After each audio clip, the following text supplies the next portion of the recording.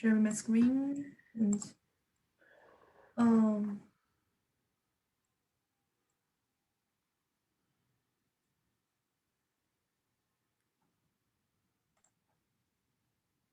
okay. So I'm presenting the same paper as Jenny does.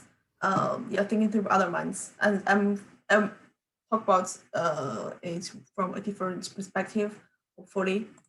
So first, we have these two questions. So the question is, how are shared habits, norms, and expectations learned and maintained with precision and reliability across large-scale social cultural examples? And the second one is that, is there a unifying account of the mechanisms involved in the acquisition of culture? So actually, we are living in our society, in our culture, and we are encultured to our environment by other people and by this environment.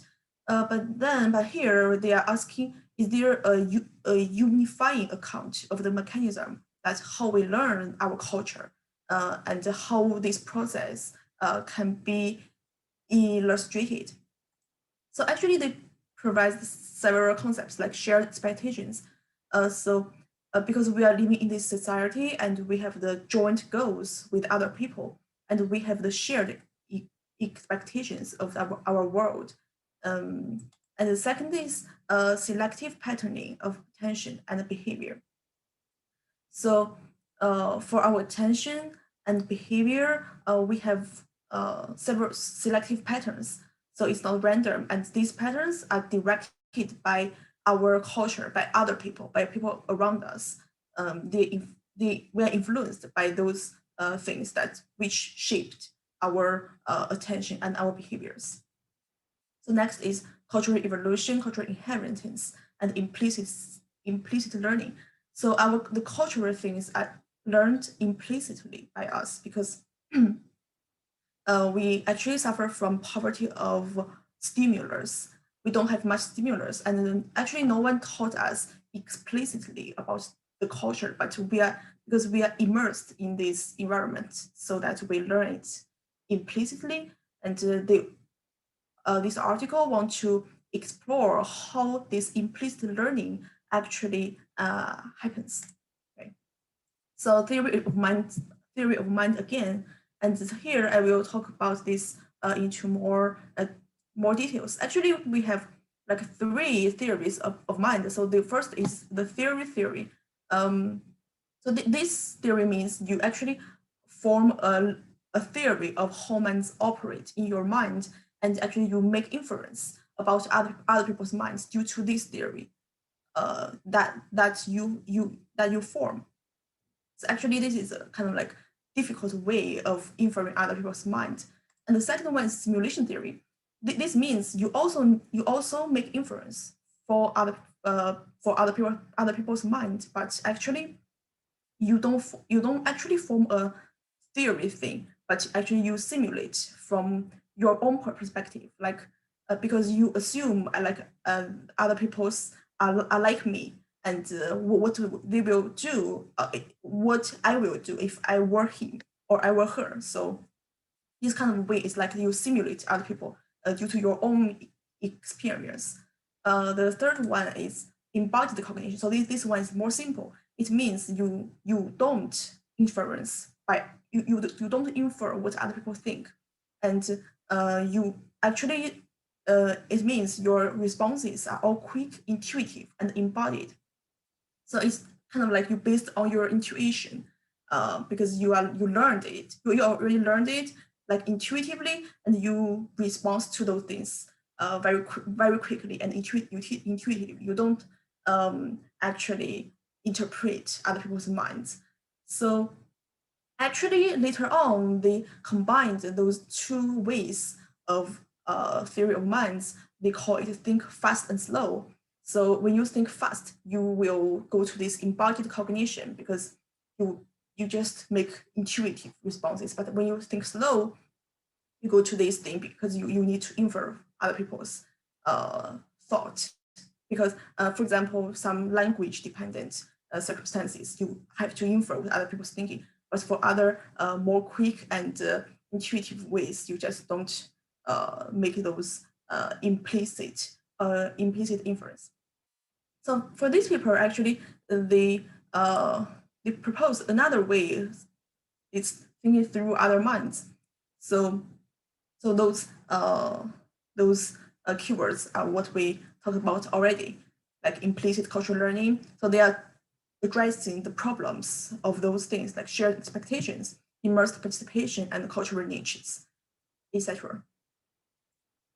So they will so through thinking through other minds, they proposed a way of doing that by active inference. So there are two perspectives of active inference. So one is through action and one is through perception. So action means you active sampling those from your world, from your outer states, by so you sample those sensations by yourself. Okay, so through this way you are to minimize your expected surprise. So through perception, it's like you sample those things into your mind and you make inference in your mind to approximate this true world, this external world. And the advantage of free energy principle is that it actually integrates these two approaches into one formula. Because before free energy principle, actually you have many approaches like Bayesian approximation whatsoever. But actually they didn't do well on incorporating these two aspects together into one formula. But actually free energy principle did that. It incorporates these two things into one formula, and it said you only need to minimize one term instead of you need to consider multiple situations. So this picture is from a paper of Friston, and this, I think it illustrates the active inference very well. So this formula is the free energy principle of the free energy formula. Yeah, this is evidence, this is divergence. So actually, you through action, you minimize this evidence through your eyes or your muscle reaction. Actually, it means you active sampling from your world through these sensations to maximize this evidence. And through perception in your mind, you actually minimize this divergence. So this divergence, this Q is your approximate posterior. This is your approximation of this true world, and this is the true distribution of this world, and you are minimizing their divergence, which means you are inference about the world through your mind, and you try to make what's inside your brain more reflective of the true situation of this internal world, of this external world. Sorry, and okay, so next we will talk about attention in folk psychology. So there are still two ways. So one is through action, one is through perception. So through action, which is what we talked about, this is this action. You active sampling the evidence from the world to resolve uncertainty. And through this process, you will come to this salience. You will come to this thing called salience.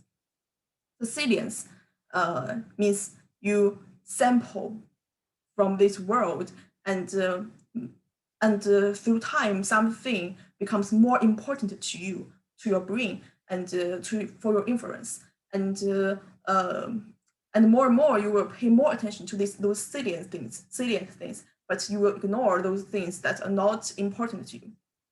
Okay, and another way is precision weighting. Precision weighting actually is not presented in the formula we saw before, but actually it's also a kind of sampling way, but it's not sampling through your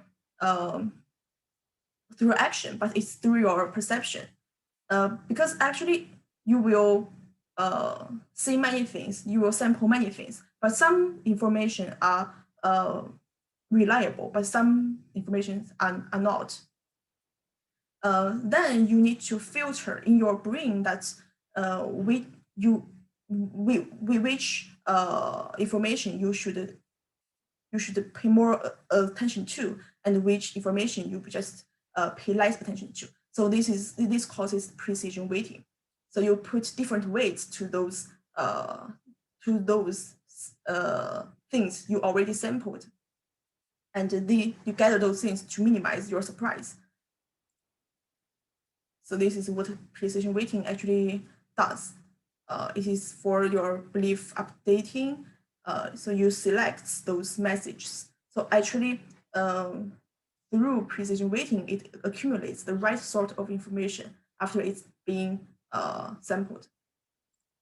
So this picture actually tells us about how precision weighting works. So you can see those green nodes are prediction, and those red nodes are prediction error. And the blue one is precision weighting, and the yellow one is modulation of attention. Okay. So when we do predictions, we will actually have prediction errors. We will compare what you predict and what the true world is, and it will cause prediction errors. And then through this precision weighting process, actually you will possibly pay more attention. For example, this node and this node, maybe they produce less prediction error. So those are less prediction error, and you will give more weight to those things. But for example, these nodes actually maybe it produced large errors, and you will think this information is not reliable, and you will just put less weight on this node.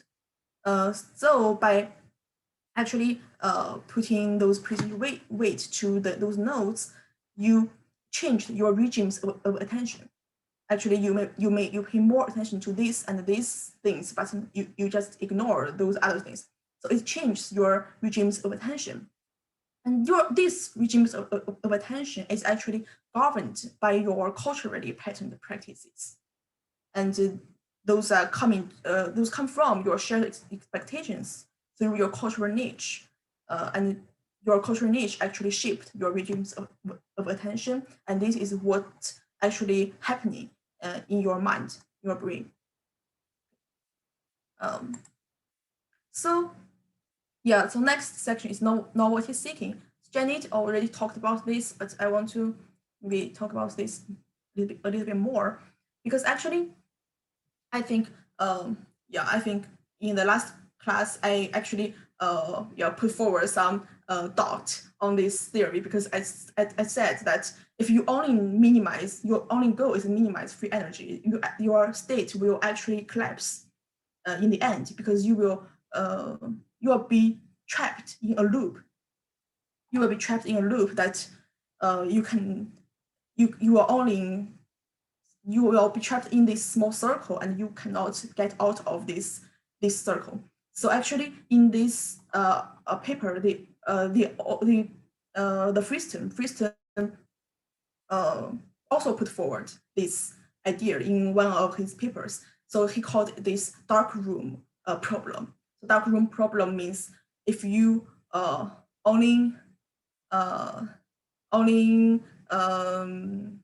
inference by minimizing free energy principle, then actually you will get into a circle, and you will just have a few or just one state that you frequently visit, and you are trapped in this dark room. But actually later on they kind of like proposed another way to solve this problem in this by novelty seeking, because it proposed that this free energy principle actually maximizing this epistemic value of action, but not pragmatic value of action. So for example, it is dark in the night, and you want to get some food from your fridge, and what you would do. So if you only pay attention to this action, so pragmatic value, then you would just go over to your fridge and open and get your food. But actually, what people would do is that you will turn on the light first, and then you go to the fridge. But actually, this behavior of turning on your light is actually causes you more free energy, causes you more energy because you have to do this thing first, then this thing. But in total, globally, it reduces your free energy because it resolves uncertainty. So this is what they mean. They mean your goal is to sample the world more efficiently, and your goal is to resolve the uncertainty.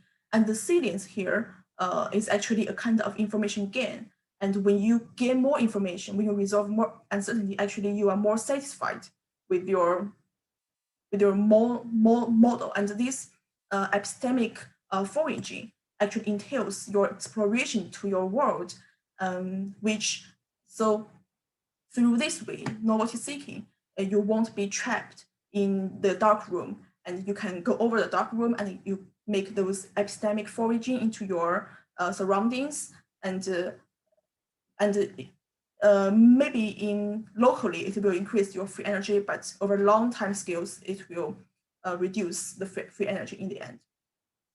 Okay. So next I'll talk about Markov blanket. Actually, yeah, I'm not going to talk about this concept, but you need to know these two states. So internal state is mu, external is neta, sensory state is S, active state is A. So you need to remember those four yeah, things, and we will use these things later. So in this picture, we can see that internal state is mu, active state is A, external state is neta, and the sensory action, sensory state is S.